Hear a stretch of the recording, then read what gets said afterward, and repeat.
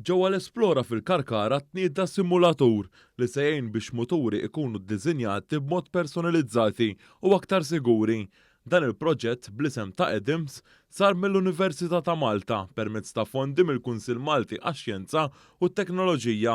Lan ta' dan il-proġett huwa li qabel wieħed jixtri mutur huwa jipprova dan is-simulatur biex jara li ma huwa l-aħjar mutur għalih.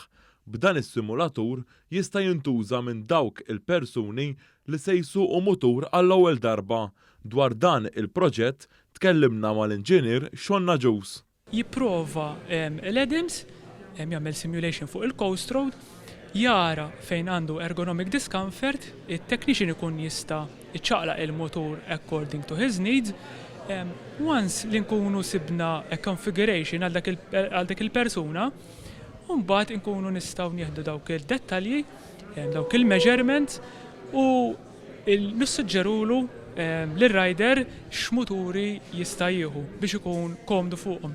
Iċ-Ċermen tal-Kunsill Malti għax-Xjenza u t-Teknoloġija Jeffrey Pulicino Orlando qal kif dan il-proġett sar permezz ta' fondi mill-Kunsill Malti għax-Xjenza u t-Teknoloġija huwa qal kif permezz ta' dawn il-fondi ħarġu ideat tajbin li qed iwasslu biex isiru fir-realtà. Fih relevanza kbira u attwali għax bi proġett bħal da mhux biss inti tista' tagħti boost lil pajjiżna ekonomikament f'settur li huwa tant importanti u iktar kemm jgħaddi żmien aktar qed isir importanti, imma f'settur ukoll li jista' jwassal biex il-ħajjiet tan-nies jiġu salvagwardjati, jiġu salvati.